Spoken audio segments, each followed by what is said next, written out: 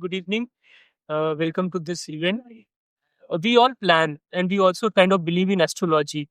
So we say that, okay, if 10 years later, if my future will be like this. So, like astrologers predict our future, we predict business future. So, if future has to arrive tomorrow, so that's like uh, the next evening, what would it be like? So will it be like the plans that we are making? Do they still hold true? Will they still be valid? Will they still be practical? Will Shall we be facing the problems that we can solve with the frameworks today, or we'll need to change? So let's have quick opening comments from everyone, or those who wish to. So I can, I can start. See, when we talk about the future, I would just say go back 3 years, right? Who was talking about AI? Nobody, right? Even if you would have asked for a JD of how a Mhm. AI consultant will look like or what will be the role, it did not exist. But today, in my business, and I run IBM business for India, every conversation which we are doing AI and now with Gen AI, with Genetic AI, right, it has become an integral part. So what do you have to do? You obviously have to prepare for it, right? In the sense, upskill, reskill, the talent which you have, right? And also work on the real ROI, the return of investments, which will come in from these projects which you are going to deliver, right? We are working on many programs on AI in India. People are now, first they were talking of proof of concepts. Now the discussion has moved from, okay, instead of what is the investment, it has moved to what is the impact, what is the ROI, what is the saving, is my tat improving, customer experience going up, right? So a lot of changes keep happening, right? And I guess the this field is just at a very nascent stage. A lot of things to be done on AI as we move, and AI is just, I'm just giving you as an example. See, I think we all are very positive and hopeful for the future, and hence we all are surviving and thriving. And definitely at a leadership, the one thing is that you're there to clear the cloud, right? Nothing is very much given for tomorrow. I think the future is also going to be uncertain and evolving. And possibly as a human race, the way we have survived and evolved is only because we have adaptability as a core capability with us. So, no matter what is going to happen, be it on the technology side, be it on the societal changes, can be on the environment side, there's all going to be a multi-dimension atmosphere for us. And possibly the idea of evolution is how you decode and possibly thrive in that situation. So we all will predict future, but that prediction is not going to hold 100% true. So how we land up with the least margin of error and still we respond on those uncertainty are going to be the key point for all of us. That's a fantastic point, Shiv. I think we spoke about agility. Parag, I worked with you in the past. You also are kind of architect of this VUCA world, VUCA scenarios, right? How we try to characterize the uncertainty back in the COVID days, actually in Bristol and so on. I think for me, if I were to take up, right? I mean, if you have to put up a strategy, for example, if you see that the tomorrow is coming way faster than we expected, right? If you have to put up a strategy, there is nothing like a good or bad strategy, right? Because the strategies would only fail because the world is changing faster than the assumptions that you baked in as a part of the strategy, right? So what you need to do is not predicting the future, but you need to predict multiple futures actually. So that's when coming up with this scenario modeling, right? Scenarios could make a huge difference because you need to then stress test the scenarios and then understand its implications, and that's how you are more prepared, right, and adaptable to the future actually. So that's my take. Yeah. So probably I'll just add to, some of the points that each of you shared. And I love the way I think Parag talked about COVID. I think COVID-19 was a classic case of none of us had a playbook to go by, right? We all did what was right. So if I reflect back, I think we put people at the core of everything that we did. and we said that, I remember taking, as a leadership team, we took a call to actually transition to a work from home and remote work much before the Prime Minister announced national lockdown. Okay.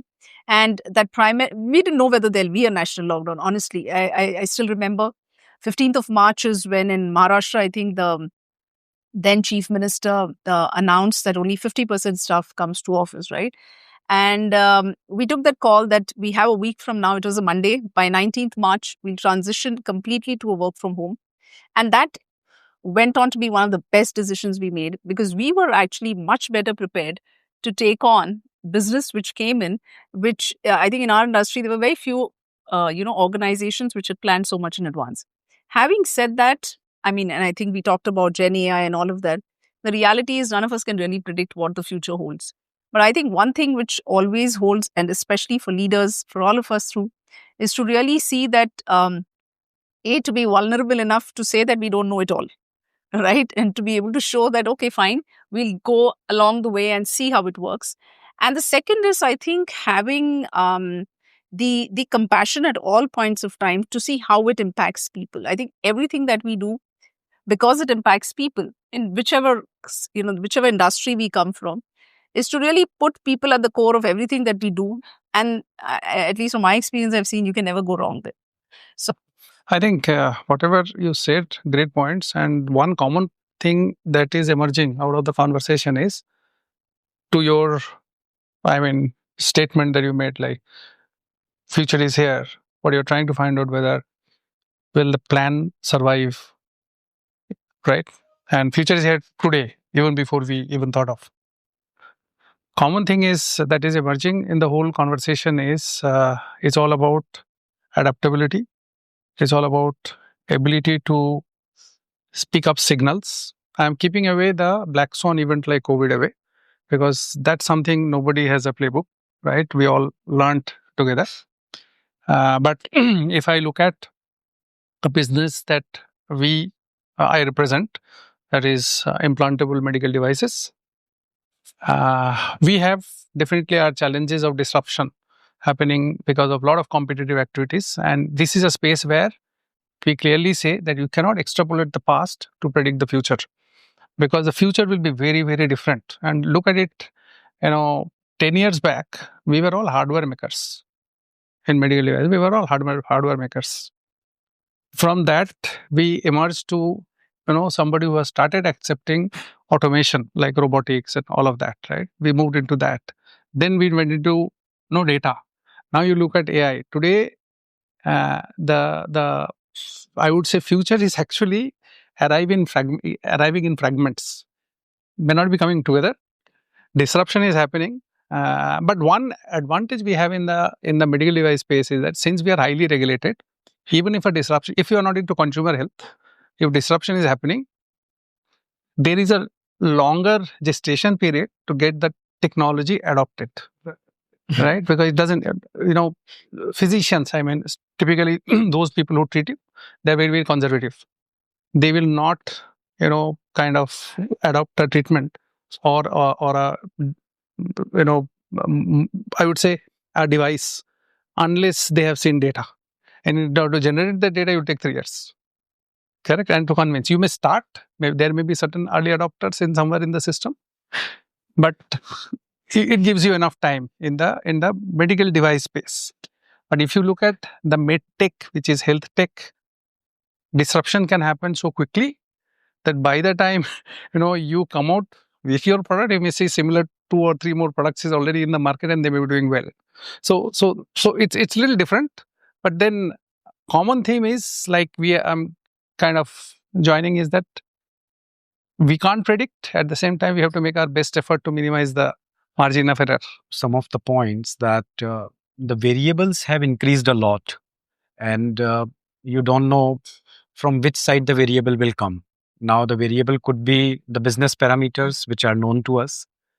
The variables could be change in regulation, and suddenly, you have to adjust your business to that.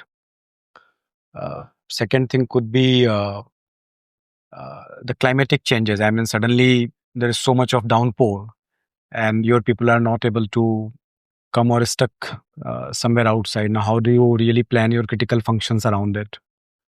Then could be the the geopolitical factors which can suddenly throw you out of the gear, and we are seeing some of the industries are really struggling around those factors. A year back, probably we didn't know that we will be hit by the tariffs, and so many industries would be really struggling to survive, or may need to really look at the new geographies to diversify their revenues.